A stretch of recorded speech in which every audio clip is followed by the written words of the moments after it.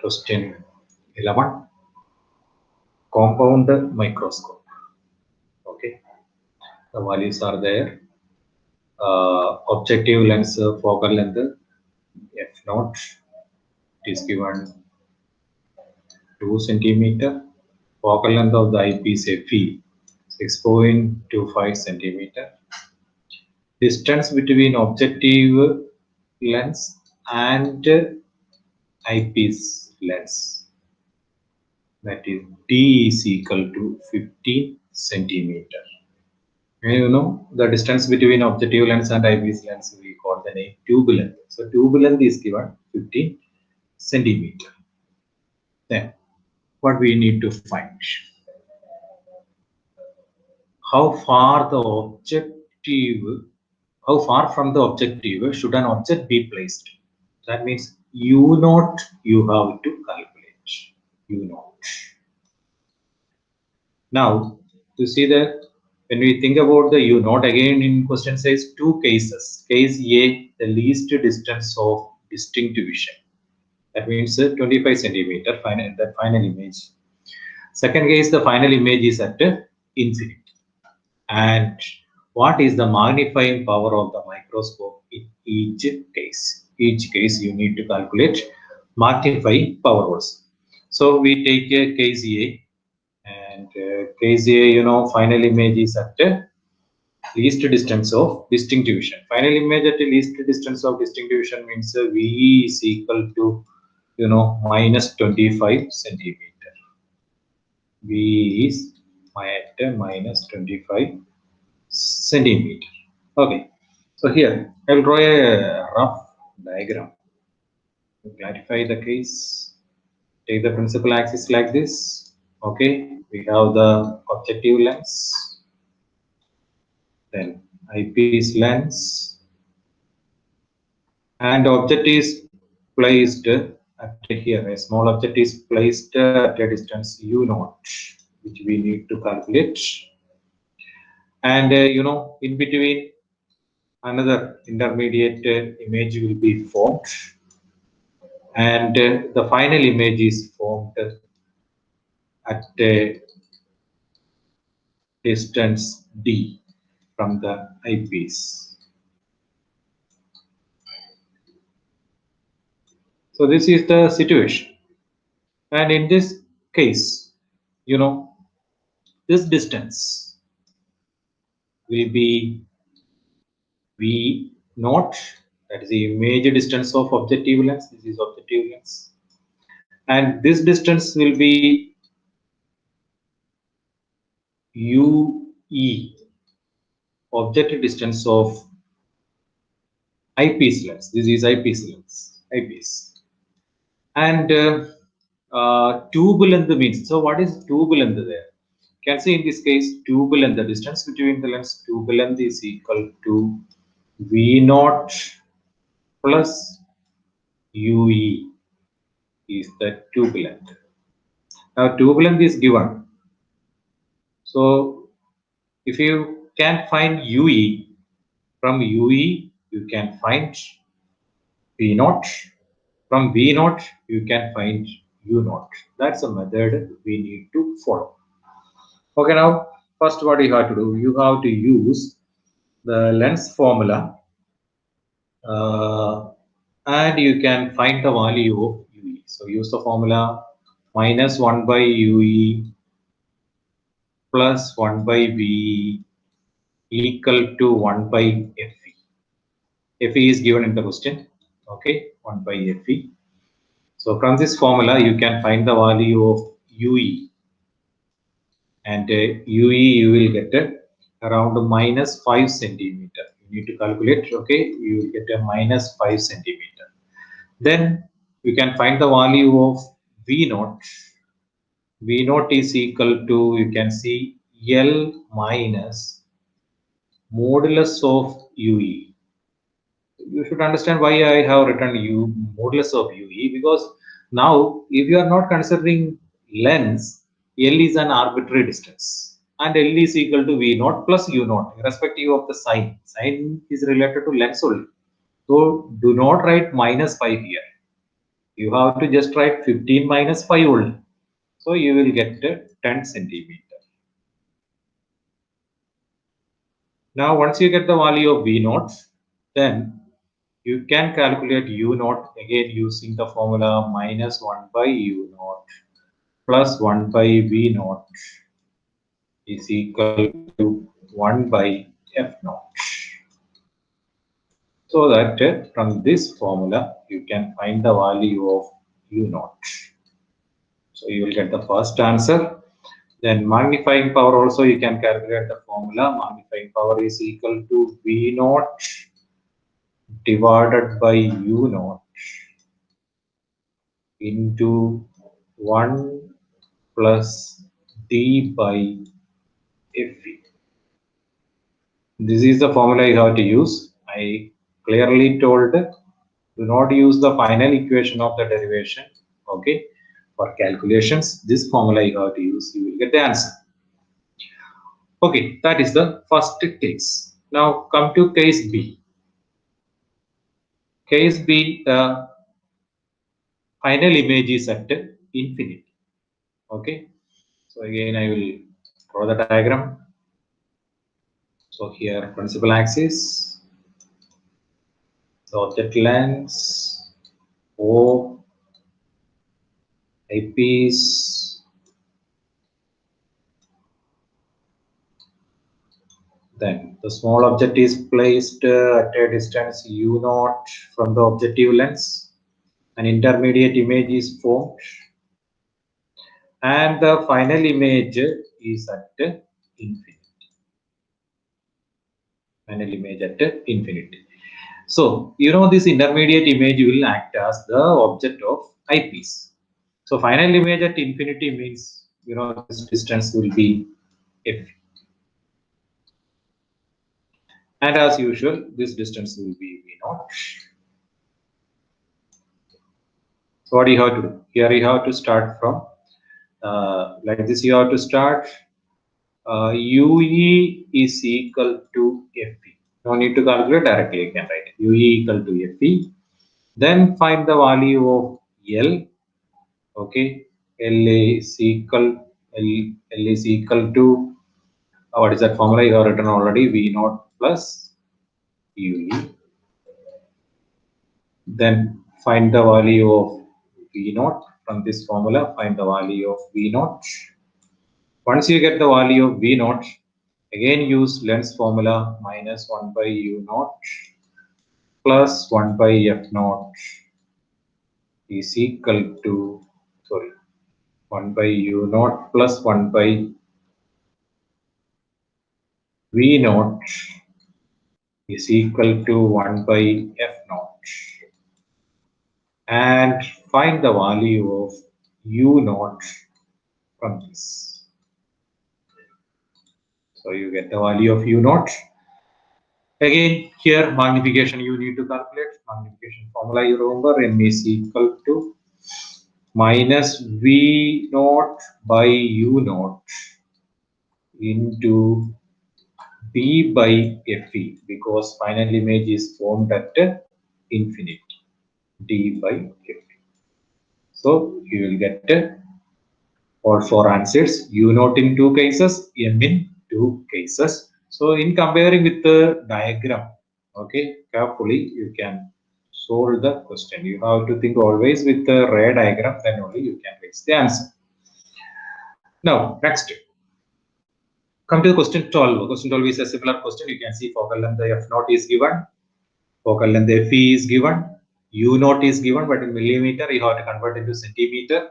Then these two distance is given, 25 centimeter. Okay, so all these points are there. Now what quantities you need to calculate? Here you can see first you can find the value of UE. So again you have to take it, VE is equal to minus 25 centimeter. VE is equal to minus 25 centimeter. Then use the lens formula, minus 1 by UE plus 1 by VE is equal to 1 by Fe. You will get VE you can calculate from, sorry, UE you can calculate from there. You will get the value of UE. Okay, I think you will get approximately minus 2.2 centimeter, like that you will get. Then afterwards, as we have seen before, okay, you have to use objective lens formula 1 by U naught plus 1 by V naught is equal to 1 by F naught. And from this formula, you can find the value of V naught. I think you will get around 7.2 centimeter, like that you will get. Then you are asked to find the value of L. What is the value of L? L is equal to, I told you, L is equal to V naught plus UE. Again, I repeat, don't take any sign there. Just add the arbitrary distances. That's all. Then magnifying power is also asked. Magnifying power M is equal to, the formula V naught divided by U naught into 1 plus D by Fe. 1 plus D by Fe will give the magnifying power. So you will get all the answers. Okay. So separation between the lenses and magnifying power. Next, come to question 30. Focal length of the objective lens F naught is given. Focal length of eyepiece Fe is given 6 centimeter. Magnifying power then. Okay. Now, what is the separation between objective and eyepiece? This question you have to see carefully. The question does not mention anything about the final image. So if it is not mentioned, usually in the case of telescope, you can take the normal adjustment. So that magnifying power M is equal to F naught by Fe. F naught by Fe, both the values are given, directly you can calculate. And what is the separation between the objective and the eyepiece? In this case, in normal adjustment, intermediate image is formed at the principal focus of both the lenses. So what will be the value of L? L is equal to F naught plus Fe is the value of L. Any doubt? Just refer the ray diagram and you can see L is equal to F naught plus Fe. Okay, so that's only directly you will get the answer. Now, next question 14. A refracting telescope. Question 14 has two parts. You see there. It's again a refracting telescope. Refracting telescope means a telescope using lens.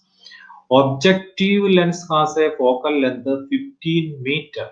F naught is equal to 15 meter unit, and all you have to see carefully.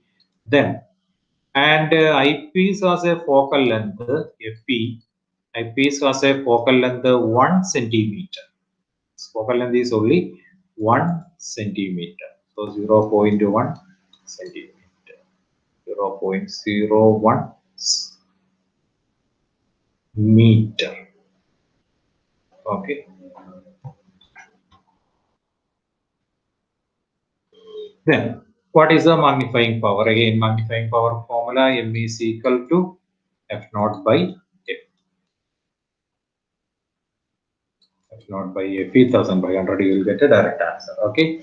That is the answer to the part A. Now come to part B. Part B. If this telescope is used to view the moon, what is the diameter of the image of the moon? Okay, see carefully. So, like this, we can take lunar orbit this way, moon, diameter of the moon. Diameter of the moon you take as D. From there, it is observed. Okay, so here we have Earth. Telescope is placed on the surface of Earth. Now You can see a lens is there. We use the lens, okay? A lens. From there, image of the moon.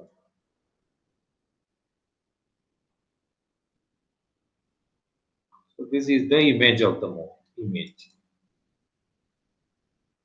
So you take a d dash as the diameter of the image of the d dash. Okay. Now you know that image is, as the object is at infinity, image is formed at the principal focus. Therefore, f naught will be the focal length, which is given as 15 meter already. Then this angle you can take, okay, theta. Same will be the angle here also, theta. Angle theta. So now angle formula you use, and this distance is the, you can take as r, radius of the lunar orbit.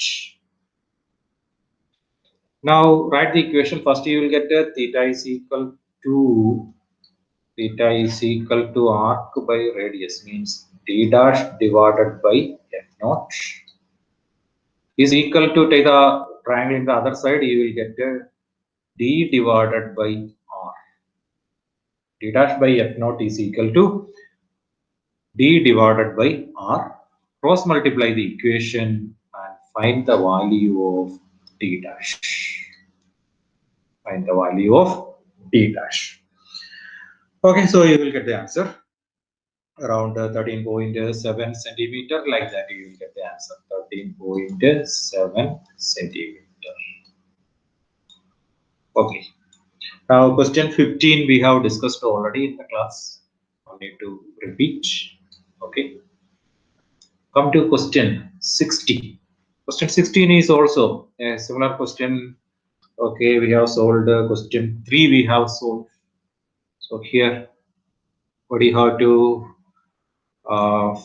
see? First of all, how much it is, see that question. The first, by what distance would the pin appear to be raised?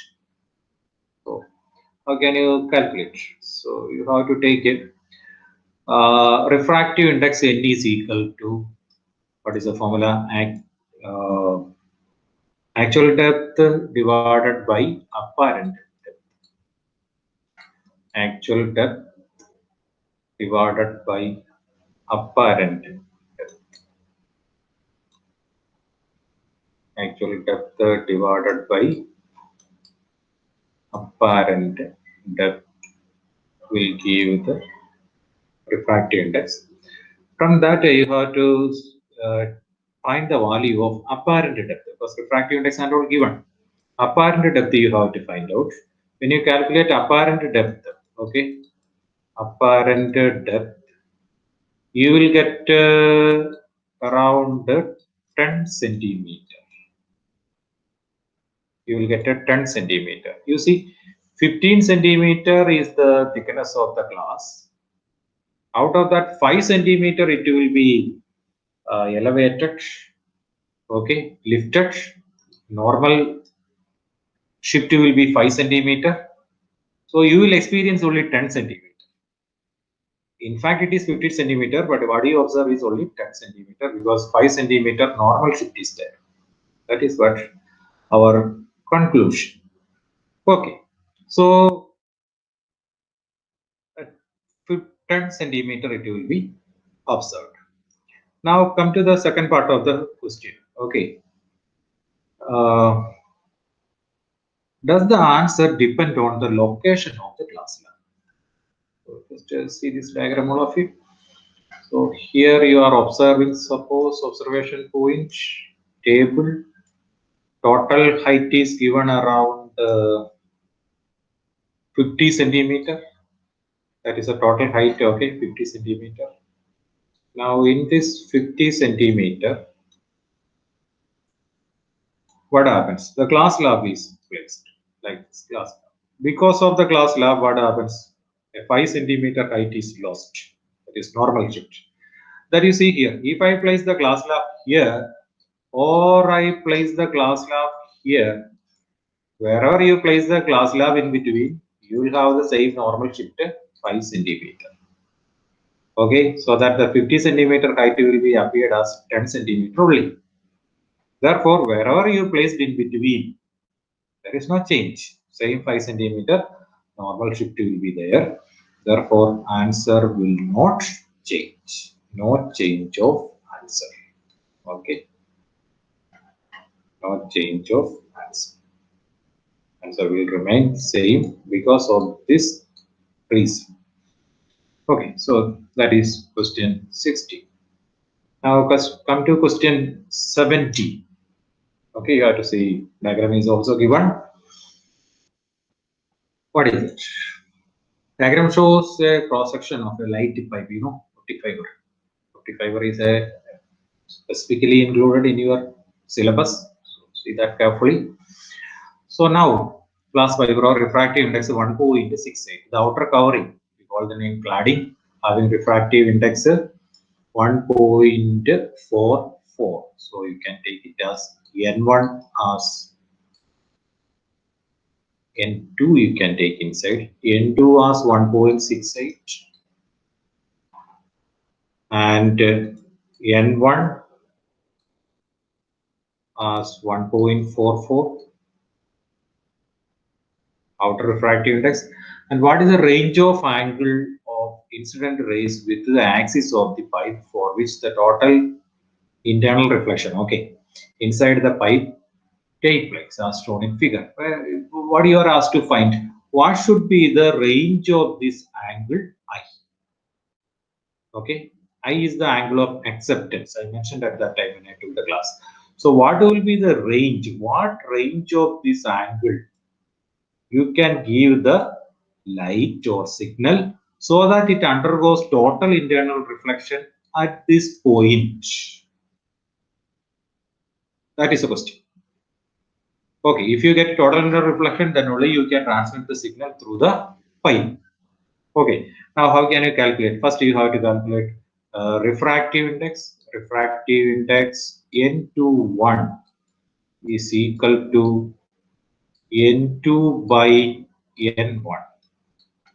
N2 by N1 values are there, you need to calculate, and that will be equal to 1 divided by sine I dash. If I use the same term given in the diagram, then it is I dash, sine I dash.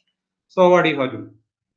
Then I dash or I dash will be the critical angle then. So the critical angle you can calculate. Okay, critical angle I dash. This is critical angle. Okay, I dash is equal to, you will get the answer around 59 degree. You will get 59 degree. Okay. Now, concepts you have to understand very carefully. The minimum angle at which the light falls at this interface is 59 degree. Minimum angle. Okay, if you want to get the total internal reflection, angle of incidence should be greater than critical angle. So this 59 I will mark now as I minimum. The minimum angle of incidence at the interface between core and cladding. Then, when I dash is minimum, what about the value of R? This is a right angle triangle. When I dash is minimum, R dash will be maximum. Sorry, R will, it's not R dash, R. R will be maximum. When I is minimum, when I becomes I minimum, critical angle, then R becomes R maximum. R maximum. Now, how can you find the value of R maximum? R maximum, when you take, you have to see refraction at this point. Refraction here. Right? Snell's law for refraction there. Okay. So you will get N2 is equal to, what's the reason we write only N2? Because the other side is air. That is why. N2 is equal to sine I max divided by sine R max. Sin I dash I max divided by sin R max. You have the value of R max now. Okay. R max is, I think it is around 31 degree. You will get it when you calculate. So you have the value of R max. Once you here you calculate I minimum, and R max will be 90 minus I minimum. Okay, so this you will get as 90 minus I minimum. 90 minus I minimum, when you take it, you will get 31 degree. So from this you can calculate the value of I max, maximum angle of incidence. Okay, I max you can calculate. Then look at the diagram. Suppose here I decreases than whatever value you got. I decreases, R also decreases. R decreases means angle of incidence here increases. So it will be greater than critical angle, you will get a total internal reflection. So you will get a total internal reflection for any value which is less than I. Okay.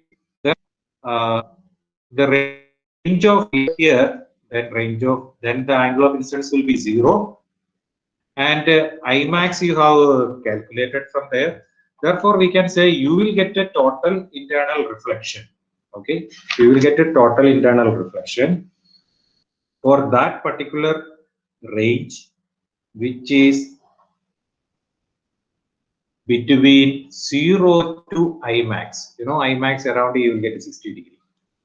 Therefore, the range of I, that's a question actually. Okay, the range of I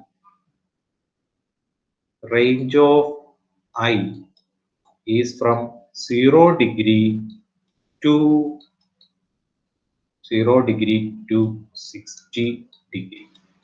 That is your first answer. Now, next, come to part B. What is the answer if there is no outer covering? That means what happens? This outer covering is removed, which means there also now it is air. We have to look at this formula. N21 is equal to N2 by N1 is equal to 1 by sin I dash. Now N1 is air as outer cover is removed. So you can take now N1. This is for case B. Okay. Case B, you can take it. N1 is equal to 1. When N1 is equal to 1, you can again use the same formula. N2 is equal to 1 by sin I dash. Okay. N2 is equal to 1 by sin I dash. Find the value of I dash. You will get the answer around 36.5 degree like that. You will get the value of I dash. Now, going for the solution, okay, we can take some assumptions like this. Okay, when you just take like that, not assumptions, some conditions we will take. Okay, when I equal to 0, then according to Snell's law, R is equal to 0. Okay, I equal to 0, R equal to 0, and see, look at the diagram. If R is equal to 0 means I dash will be 90 degree in that triangle. You have to see the triangle. Okay, I dash is equal to 90 degree, and you see 90 degree means it is greater than critical angle IC. IC is 36.5, so it is greater than IC. So you will get a total internal reflection, no problem. Okay. Now, next you see when, second case you see, when I equal to 90 degree, I equal to 90 degree, then you can see, you can substitute in the formula 1.68 is equal to sin 90 divided by sin R. Sin 90 divided by sin R you will get R is equal to 36.5 degree. From there, so R is equal to 36.5. Again from that triangle, I repeat, from the triangle, find the value of I dash. I dash is equal to 90 minus R is equal to 53.5. 53.5 degree. That also greater than I dash. IC. That also greater than IC. How much is IC? IC is 36.5. Therefore, we can say, see, when I equal to 0, I dash is equal to 90 degree greater than IC. When I equal to 90 degree, I dash is equal to 53.5 degree greater than IC. That means when I equal to 0, you get total internal reflection. When I equal to 90 degree, then also you will get total internal reflection, which means what is the range of angle? Range of angle for I, okay, range of I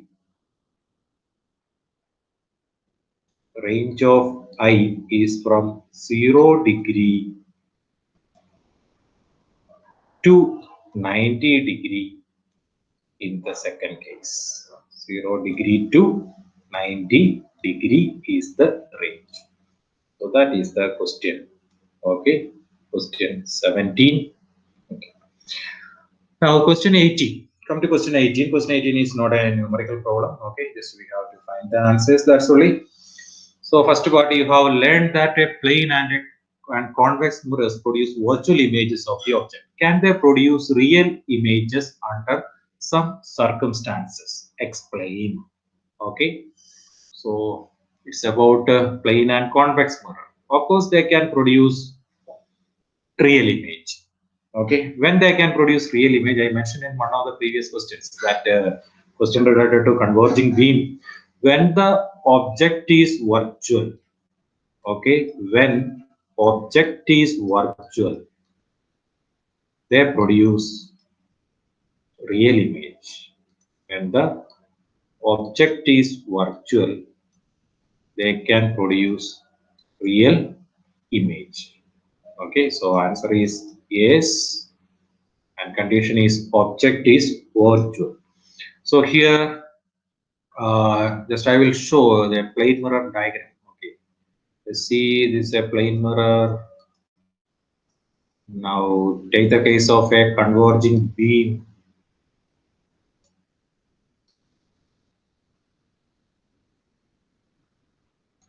Okay, in the absence of mirror, an image I dash will be formed here. In the absence of mirror, the presence of mirror, what happens? Image light ray cannot go there. So what will happen? The light ray will reflect back like this. Okay. So as the light ray reflects, actually what will happen? Here one image will be formed. An image is formed at this point. Okay, that image will be a real image. While this I dash will act as the virtual object.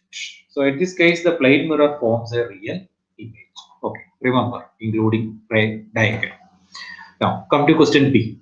A virtual image, we say, or cannot caught on a screen. Yet when we see a virtual image, we are obviously bringing it on on to the screen, that is retina of our eyes. Is there any contradiction?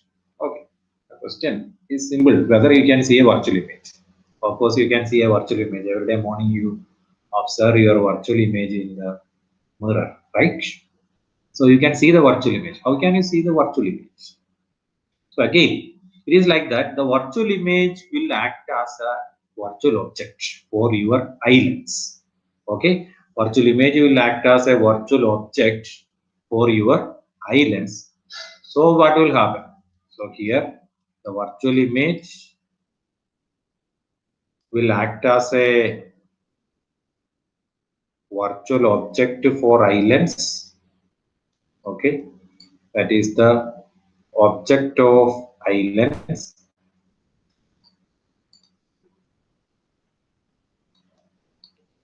Then what will happen as it acts as an object for islands? It is a virtual object and islands forms a real image. Okay, islands forms a real image. Forms a real image on the retina. Islands forms a real image on the retina. So this is what actually happens. Hope you understood. How can you see the virtual image? Now, case a diver underwater looks obliquely at a fisherman standing on the bank of a lake. Would the fisherman look taller or shorter to the diver than what he actually is? Okay. So how do you explain when when you observe into water, you will have a decrease in depth of water, apparent depth you have studied. Here the condition is just opposite. Okay. I'll just explain with the help of a ray diagram. See here. Now the light falling from him, this person.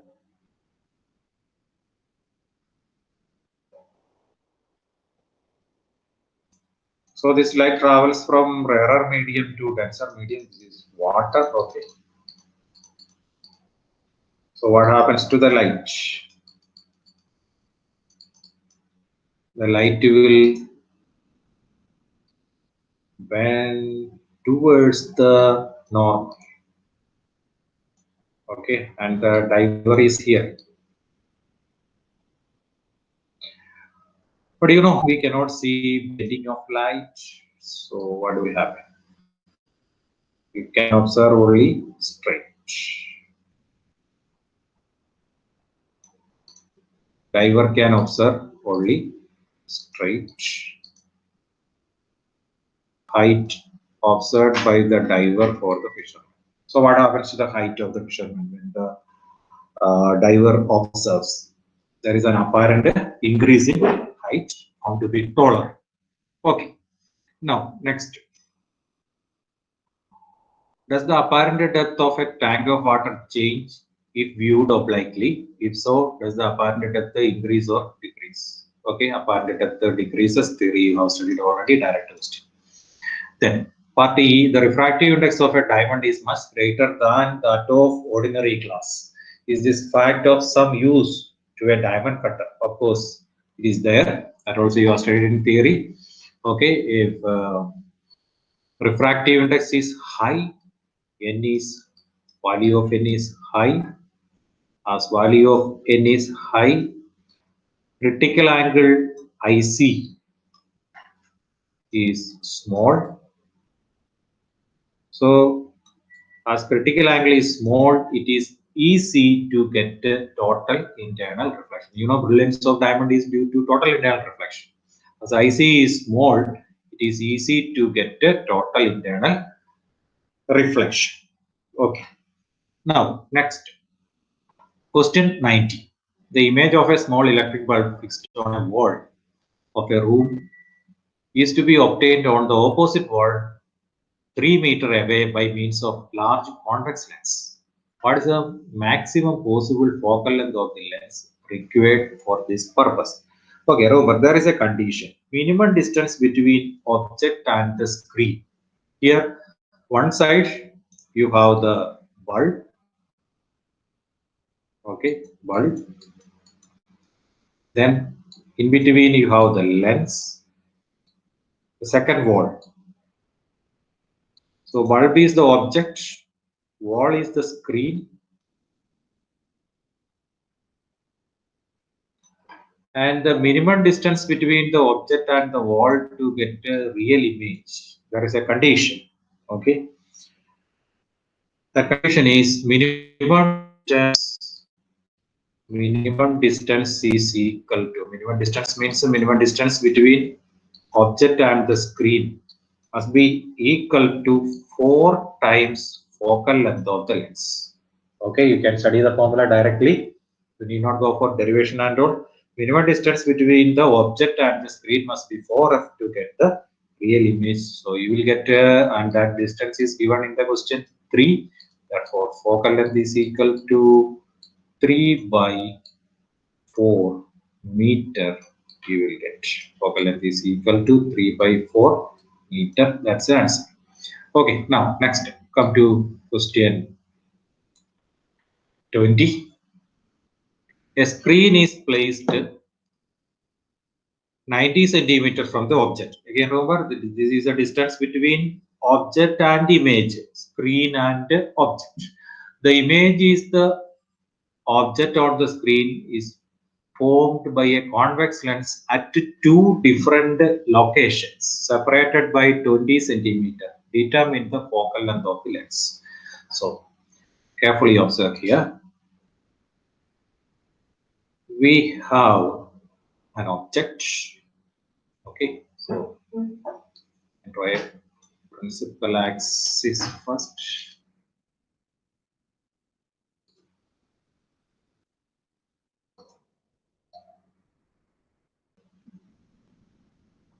Now, an object is placed. Remember, in this case, object position is fixed. A fixed object position is there. Now, we can have a convex lens. Convex lens. Okay. Now, assume that it is placed between f and 2f. F and 2f. Object position. F and 2f. So what happens? Where is the image formed? Image is formed beyond 2f. Image is formed beyond 2f, which means if I keep a screen here, if I keep a screen here, okay, I will get the image on the screen. So this is the situation. Now, the same diagram I am going to draw in a different way. The object is there only, but now I place this. Here you have to understand the condition. Object is between f and 2f and image is beyond 2f. Now, the position of the object and position of the screen means image are fixed. I just move this lens in such a way that move this lens in such a way that now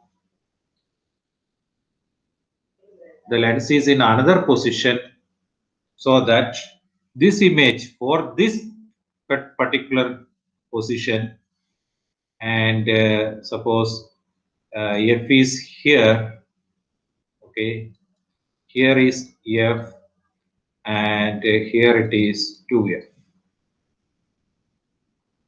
but I do not change the position of the object. So where is the object now? For this position, object is beyond 2f.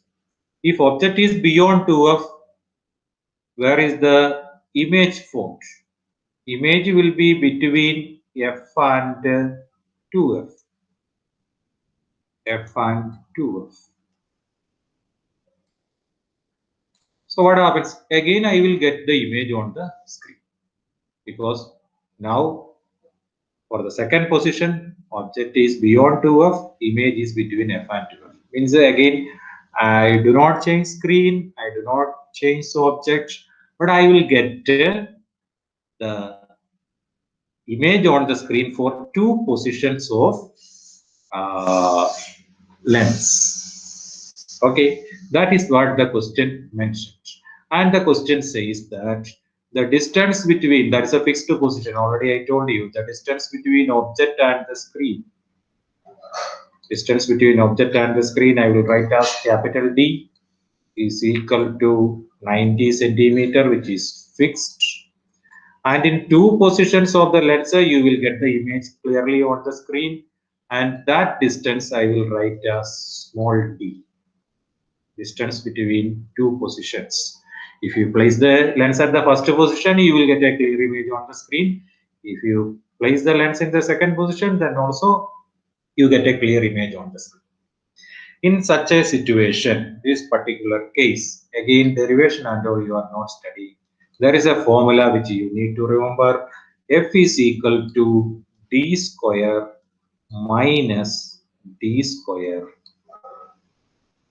divided by 4d. Using this formula, focal length you can calculate. Okay, use this formula to calculate the focal length. So this is the condition. Okay, just you can imagine like that u and v are interchanged, something like that you can take. Okay, so check the calculations, understand. Okay, now next question. Determine the effective focal length of a combination of two lenses in exercise 10. Exercise 10. Exercise 10. Focal length 30 centimeter and 20 centimeter. Okay. If they are placed 8 centimeter apart, so in this case you haven't studied. You have studied lenses in contact. These lenses are apart. Okay. So this question actually you can solve using one solved problem is there, which is important also. Okay, it has come in examination before. Solved problem 9.9. You can see. Now, directly calculating, you have a formula, okay, that you can just remember that formula 1 by f, effective focal length 1 by f is equal to 1 by f1 plus 1 by f2, 1 by f2 minus x divided by f1, f2. Using this formula directly you can calculate. Again, formula you haven't studied, okay, derivation and all, where x is equal to 8 centimeter. Okay, x is equal to 8 centimeter. So effective focal length of the combination you will get using this formula directly. Or I told the question 9.9 you can use, I told. Okay, then you see there the question again one part is there. Okay, is the notion of effective focal length of this system is useful at all? It is not useful. What is the reason? Because whenever you change x, the effective focal length f also will change. So it has no much significance at all. According to the values of x, effective focal length f also changes. Okay. Now come to part B. Part B, as I told you, you can actually solve directly using that question 9.1. Okay. What are the quantities given? So you have two lenses are there. Object of size 1.5 centimeter. Okay, is on the side of convex lens. Then you have convex lens. I just draw. Object is placed here. Okay, the distance between the object and the convex lens is 40 centimeter. This distance is given 40 centimeter. 40. Determine the magnification produced by two lenses system and the size of the image. So what do you have to do here? Focal length is given. So here you have a concave lens is also there. So I will take as this distance 40 centimeter as u1. Of course, it is negative. Okay, minus u1. And distance between the lenses is 8 centimeter. So what do you have to do there? First, you have to use this formula minus 1 by u1 plus 1 by v1 is equal to 1 by f1 for convex lens. From this formula, you find the value of v1. You have to find the value of v1. v1 you will get around 120 centimeter.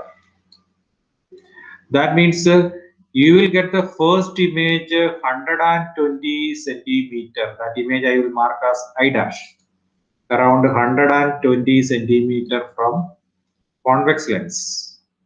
And what is the role of this I dash? I dash will act as the virtual object for a concave lens. So then what will be the objective distance of concave lens? Objective distance of the concave lens will be, you can write it as U2. U2 is equal to 120 minus 8. 120 minus 8. And remember that value will be positive also because it is in the right hand side, the virtual object. Then what you have to do? You have to find the value of V2 again lens formula. Okay. Then you find M1. How to find M1? M1 is equal to V1 by U1. Then find M2. M2 is equal to V2 by U2. And for lenses, if two lenses are there, then effective magnification will be, I told you in the theory, it is M1 into M2 will be the effective magnification. Magnification produced by both the lenses, okay, will be M1 into M2. You will get the answer. So study properly. Okay. Now next, come to question 22. Okay. At what angle should a ray of light be incident on the face of a prism of refracting angle 60 degree so that it just suffers total internal reflection at the other face? The refractive index of the material of the prism is 1.524 and so on. Okay. So again we will try to explain with the help of a diagram. Prism. Okay.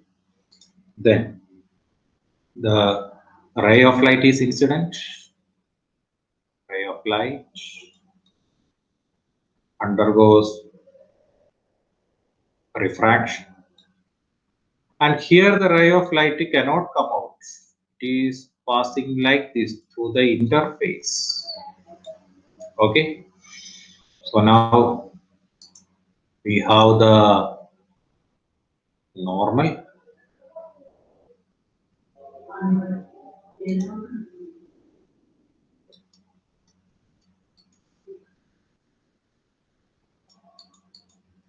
Here also normal to the side.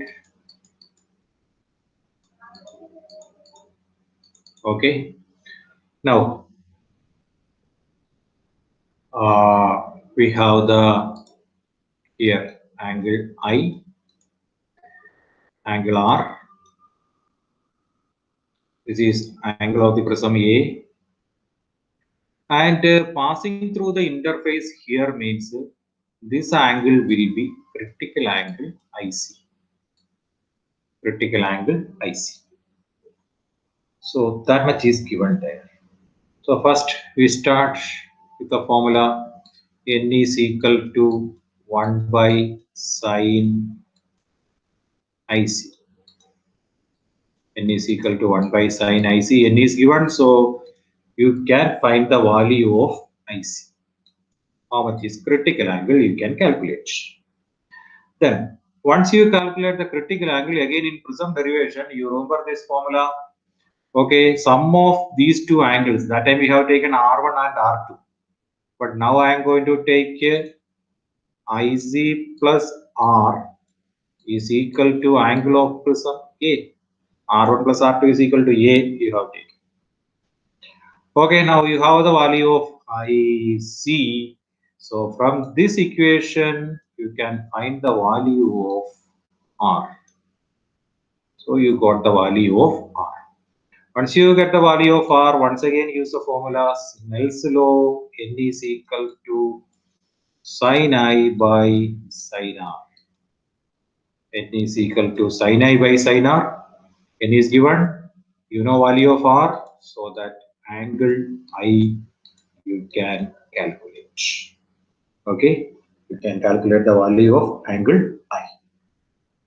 Then